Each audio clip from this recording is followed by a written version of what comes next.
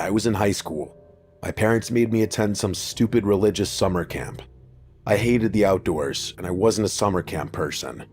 I liked to spend most of my time playing video games or hanging out with my friends in the neighborhood. I guess that's why my parents made me go. It was an effort to get me outside and hopefully make some new friends. Instead, I left summer camp with an experience I'll never forget. Something that I still can't explain. I spent the first few days getting acquainted with my bunkmates and just getting a lay of the land. It honestly was fun. I was starting to enjoy myself. As a 15-year-old boy, I also loved the fact that this camp was co-ed. I remember going out of my way to try to impress the girls. One girl especially, Jenny Messina, I started crushing on hard. I started basing my camp activities for the day based on whatever Jenny was doing. She was the superstitious type. Her favorite part of camp was sitting around the fire at night and listening to ghost stories, something I didn't think would be allowed at a religious summer camp. One night, while we were sitting around the campfire, one of our camp counselors told us a ghost story. There's a small cabin just a short walk from all the other cabins that's abandoned. According to the story, some horrific accident happened there decades ago, and ever since, the cabin's been abandoned. He didn't go into details about what happened there, but implied that it was gruesome, and he used the word evil. He then went on to tell us the classic ghost story tropes that one tells when they tell a story about some haunted building. People have claimed to see figures walking around through the windows at night, or hear strange noises, and according to the counselor, one camper was never seen again. Right after that, the counselor screamed in an attempt to scare the campers, and it worked for about 50% of the people listening to his story. Everyone left except Jenny. She asked if there really was a camper that was never seen again. The counselor told us it was just an urban legend, just a story they tell the older kids at camp to scare them. He doesn't believe it's haunted. We all sat around for a while after the story talking about it.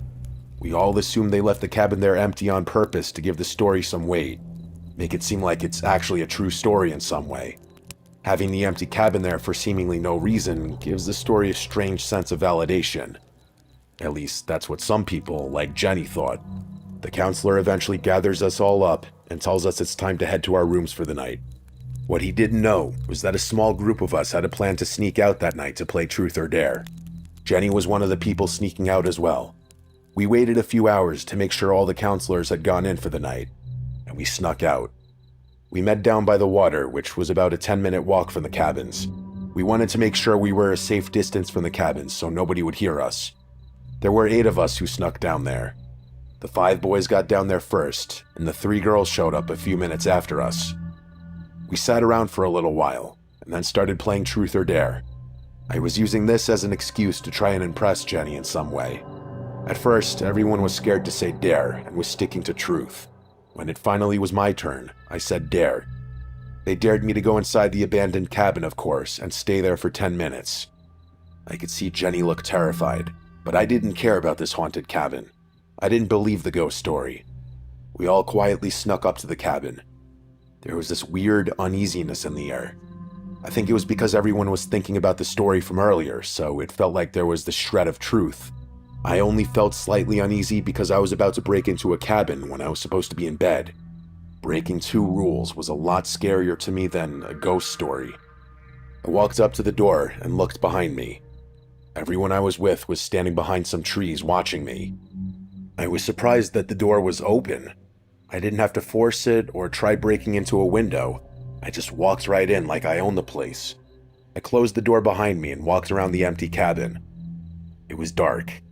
There was a little light coming inside the windows from the moon, but it was still mostly dark. It smelled old and musty in there, like nobody had been in there for years. It also felt colder than it should have. I continued walking around, trying to beat out the clock, and then I heard the sound of wood creaking behind me. It sounded like somebody walking. I turned around, and nobody was there. I thought to myself that maybe the wood had a delayed creak from my walking. I know that doesn't make sense, but that's what my teenage brain thought.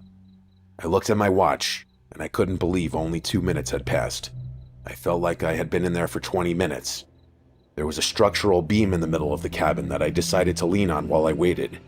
When I was standing there, I started hearing that creaking sound again. I looked all around the cabin, but it was still just me in there.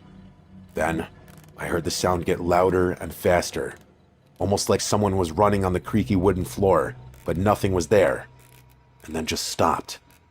I looked at my watch, and only another minute has passed. I walked over to the window and looked outside to try and see my friends, but I couldn't see them. I cupped my hands on the window and looked exactly where they said they were, and they didn't appear to be there.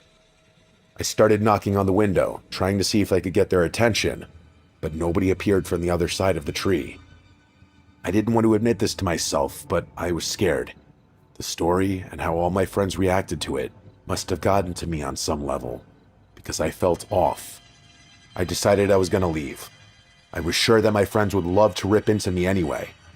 I walked over to the door to leave, and when I tried opening it, it wouldn't open. I tried to force the door open, and it still wouldn't budge. I looked down at the doorknob. I thought maybe I accidentally locked it when I walked inside, but there was no lock on the door. I thought it had to be sticking then. I started to slam into the door, and nothing happened. While I was doing this, the sounds coming from inside the cabin were getting louder. The footsteps were loud and happening all around me. It felt unnatural. I swear I felt something sinister at that moment. It felt like someone was standing right behind me. I tried to tell myself that it was just my imagination, but I couldn't even turn around. I started banging on the door, yelling for help. I heard someone on the other side of the door trying to get it open, but they couldn't get it open either. It was Jenny. I thought everyone was gone because I didn't see them, but thankfully Jenny was there. I heard her say that the door was locked and that they were trying to get it open. I still didn't turn around. I know this sounds insane, but I felt breath on my shoulder while I was facing the door. I couldn't hear anyone breathing, and I never saw anyone with my own eyes, but I could tell somehow that someone was behind me. I let go of the doorknob and fell to the ground, leaning my head against the door. I was basically expecting defeat. Then the door opened and I fell out. Standing there were two camp counselors. I never felt so much relief in my life. I ran out and fell to the ground in front of the cabin. I started thanking them for getting me out, and they didn't look pleased. They basically brought me to the main cabin, and I had to sleep in what is essentially solitary confinement, summer camp edition. The next morning, I had a meeting with the woman who runs the camp. I told her about my experience, and she just kept rolling her eyes basically. She told me that counselors aren't supposed to tell that story because it gives the campers nightmares. She assured me that the story isn't true, and it's a stupid story designed to scare us. She didn't care much about what I had to say. She ended up calling my parents, and I got kicked out of summer camp for breaking curfew, sneaking out, and breaking into a restricted camp building. Honestly, I was so scared from the previous night, I didn't care I was getting kicked out.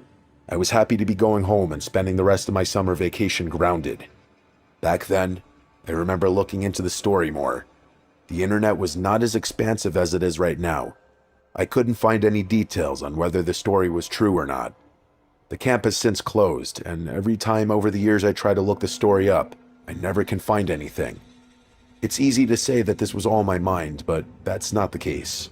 I don't get scared easily, and this was honestly the only time in my life I felt genuine fear. It's the only thing that's ever happened to me that I truly can't explain. I've heard wooden floors creak, even extremely old floors, and none of them have ever creaked so methodically before. I've always intended to drive up there sometime and see if the cabin still stands. If I do, maybe I'll go inside again and give that 10 minutes another chance. Who knows?